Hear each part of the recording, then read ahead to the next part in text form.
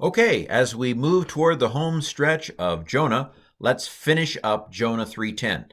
I did in a previous video the first part of Jonah 3:10 and focused on the Niphal or Nephal stem. We're going to look at another main stem. This is the last of the main stems today, the Piel, or I prefer to call it the D or doubling stem. More on that in a second. First of all, can you pronounce this Hebrew? Here's how I would pronounce it. Vayanakem ha-Elohim al hara'ah asher diber. Okay, what do you recognize? You should recognize Vav Patak doubling for sure. Converted imperfect. That means that yod is a third masculine singular because there's no sharuk on the end, so it's singular. That means it's a he doing something. He did something. And the converted imperfect means it's a past tense. It's not really a converted imperfect. It's just an old way of talking about it. The ha on the front is the. It didn't do hey patak doubling because Aleph say, it's not in my contract. I'm a guttural. I don't do doubling. Elohim, of course, is the generic word for God. All, a preposition you know, upon. There's ha again, ha. It's the. Again, resh, I'm a guttural, I don't do doubling. And so we have compensatory lengthening. It tried to shoot a dagesh into the guttural and bounced back and made the patak into a kamatz. Not really. Okay, so asher is the relative pronoun, who, which, that. And then dabar is the word for speak. But more on that in a second. Okay, so nakam means to be compassionate, or in this stem, it means to change your mind or to repent. I use the word repent to remind us that, what is considered the polite way to talk. There was no problem for the Hebrews to use this word in relation to God. In fact, I think the King James says, and God repented. It's just a different way of using the word, okay?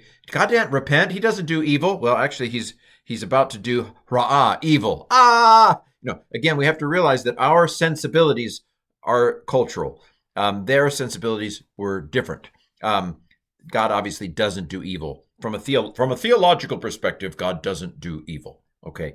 But anyway, that's theology. This is Hebrew. What stem is this? Any thoughts?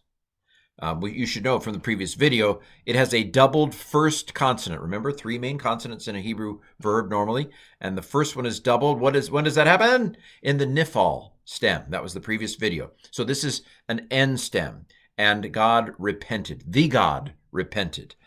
He changed his mind. Again, God can't literally change his mind because he knows the future. But that's a different video. I have videos. If you search, omniscience in my YouTube channel, you'll probably find some videos on how I work all that out. And it's not me working it out. I'm just passing on what others have said before. Anyway, and God repented. So that's an N stem, a Niphal stem, an N converted imperfect, third masculine singular from nakam. Done. All right. He repented about the evil or the bad stuff, or they're going to experience it as bad stuff, that he spoke. Now I want to look at deber here. Deber. Davar, the word for word. This is deber, the verb form. Now the N stem has a doubled first consonant. This one has a doubled second consonant. Where does that take place? Why, in the doubling stem, which sometimes is called the D stem. Now the old-fashioned, what do they call it? Why, when I was a boy, we called it the PL stem.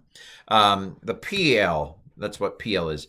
PL is basically if you took the modal verb pa'al and put it in this stem. Problem is, it's a weak verb. So it has a guttural right where it would have doubled, and gutturals don't do doubling. So it's a very ineffective weak verb. I don't know who thought of using pa'al as the weak verb. Now we use katal, to kill, as the weak verb. But anyway, you already know that. So notice the doubled bet. It is the D or doubling stem, or in the old days, that's the PL stem. What does the PL stem do? Well, the PL stem is, they used to say, why, it's intensive. You break something and then you shatter it. Man, you really broke it. That was the old way of thinking about it. And actually, I talked to ChatGPT this morning about the factative, what a factative is. And it got the PL, it gave me the old definition of the PL. So remember, ChatGPT is not always right. But anyway, the PL probably is better thought of as resultative or factative.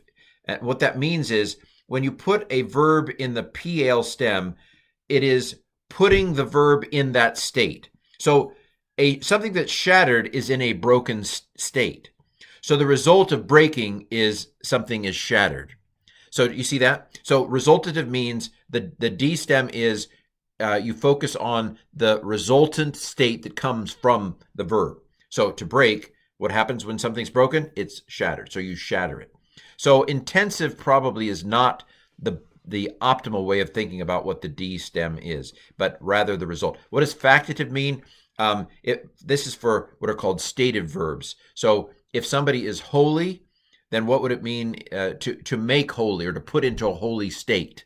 To put into the fact of holiness, as it were. Now, this is all very abstract, isn't it? In the end, you're going to look it up. This is what I always say. If you want to know what a verb means in a particular stem, look it up in the dictionary, because that's going to tell you. Because this particular word, deber, it just likes the D stem. It does, to speak. It's to put a word out there. I mean, we could really abstract it. To put it into a spoken state. No, it's just translated, he spoke. God spoke. So God repented about the evil that he had spoken to do to them, and he did not do it. Okay, let's pronounce this Hebrew, shall we? La'asot lahem velo asa. Okay, I also want to introduce you. We've seen some before, but we're in the final stages of this course, if you're on my Udemy course.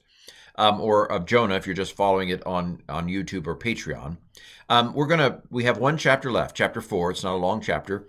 None of these chapters are very long. This is an infinitive. What is an infinitive? To dream the impossible dream, to fight. It's basically a verb with the word to in front of it. To turn on the light when it's dark. Anyway, so this is to do. And it has to on the front, right? Lamed means to. And so this is the infinitive. It's called the infinitive construct. There are two kinds of infinitives. This is the infinitive construct. The infinitive construct is the infinitive that is used with prepositions and possessive suffixes and things like that. So the other one is called the infinitive absolute. It stands by itself. It's absolute. The infinitive construct, I don't know why it's called construct. The infinitive construct can take prepositions and things like that. Anyway, this is the infinitive construct. The key to the infinitive construct is a holum after the second consonant. So a holum after the first consonant, that's a participle. Holum after the second consonant is a hint that you might be looking at an infinitive construct. Okay, to do, more on infinitives to come. That's one of on the to-do list of the final chapter is to cover infinitives. To do to them, lahem, there's la, to, and there's hem, the object suffix them, third masculine plural. And he did not, okay, there's the word for not, he didn't do it. Asa is third masculine singular, call from asa. Perfect. So it's the basic G stem. All right, well, that's it for this video. 8 minutes and all's well. This has been Jonah 3:10b.